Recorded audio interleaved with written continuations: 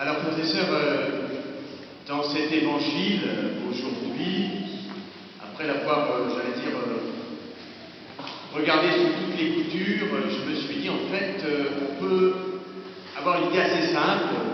Jésus, en fait, a fait 2 miracles. Jésus fait 2 miracles, et on peut se poser la question, qu'est-ce que ça nous dit? Qu'est-ce qu'on en pense chacun de nous de ces 2 miracles? Cette femme qui juste touche le vêtement de Jésus est guérie, et puis la fille de Jaïr qui est ressuscitée pour un temps. Ce que ça nous dit, me semble-t-il essentiellement, ça nous dit la puissance de vie de Jésus. Jésus est infiniment plus puissant que le mal, que la maladie, et même Jésus est plus fort que la mort, infiniment. On dirait que, sans effort de sa part, il a guéri cette femme et ressuscité la fille de Jaïr. Le livre de la sagesse que nous avons entendu en première lecture nous disait que la mort était entrée dans le monde par la jalousie du diable. Mais on voit que quand Jésus est présent, Jésus comme une flamme dans l'obscurité, Jésus chasse le mal et chasse même la mort. Donc ça, c'est pour moi le cœur de ce que nous avons entendu dans ces 3 lectures aujourd'hui, la puissance infinie de Jésus. Alors, à côté de ça, on peut se poser la question, quel est notre désir à nous? Notre désir à nous, c'est de vivre en bonne santé, comme cette femme de l'Évangile qui demande au Seigneur, en secret, dans son cœur, de la guérir, et bien nous, on voudrait vivre aussi de cette même manière. Mais surtout, ce que nous voudrions, chacun de nous, dans le fond de notre cœur, c'est vivre éternellement.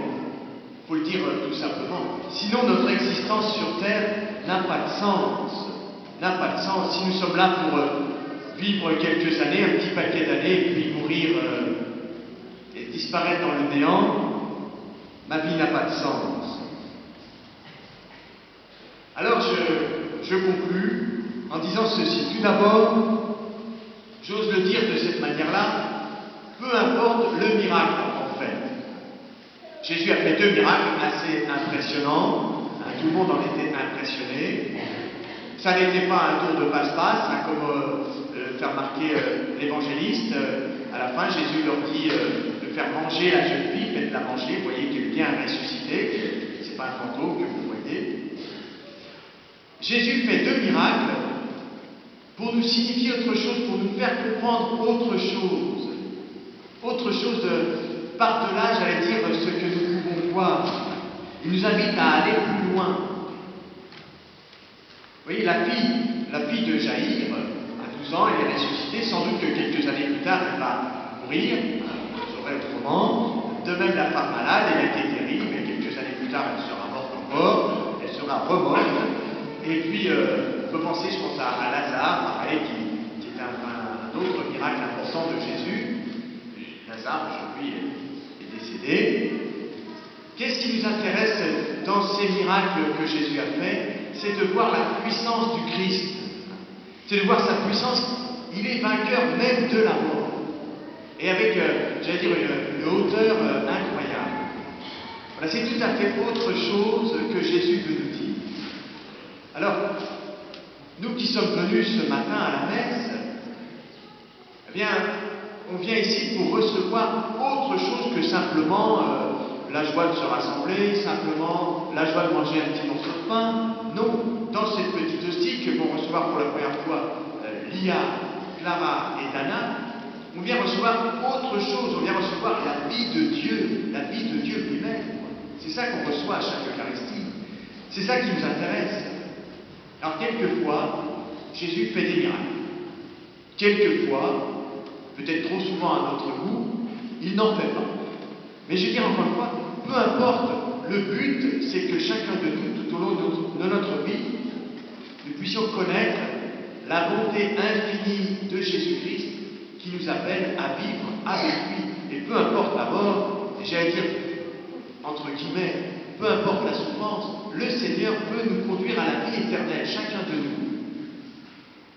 Voilà le sens de cet évangile, me semble-t-il. Alors, pour l'illustrer, je prendrais, je vais dire, un contre-exemple. L'exemple de Sainte Thérèse de Lisieux. Sainte Thérèse de Lisieux qui n'a pas eu de miracle. Elle est décédée à 24 ans, après beaucoup de souffrances. Elle est morte de la tuberculose. À l'époque, les soins palliatifs n'existaient pas, on ne savait pas apaiser la souffrance. Elle a vécu, elle a traversé l'épreuve de la foi, la nuit de la foi, ce qui n'a rien à voir avec les doutes, mais qui est cette épreuve que la Vierge Marie aussi a subie. Sainte Thérèse de Lisieux, après toutes ses souffrances, etc., morte à 24 ans, a eu cette phrase que nous pouvons méditer. Donc elle n'a pas eu de miracle, mais elle a dit « Je ne regrette pas de m'être livrée à l'amour ». C'est-à-dire que pour chacun de nous, frères et sœurs, à travers notre vie qui est quelquefois barrée par des souffrances et parfois écrasée par la douleur, eh bien, nous pouvons demander à Sainte Thérèse de Lisieux de nous aider à croire comme elle, ou comme la femme de l'Évangile, ou comme Jaïr, à croire quand même, malgré tout, à la puissance de Jésus, à sa force de vie. Je dirais c'est le but de chaque instant de notre existence.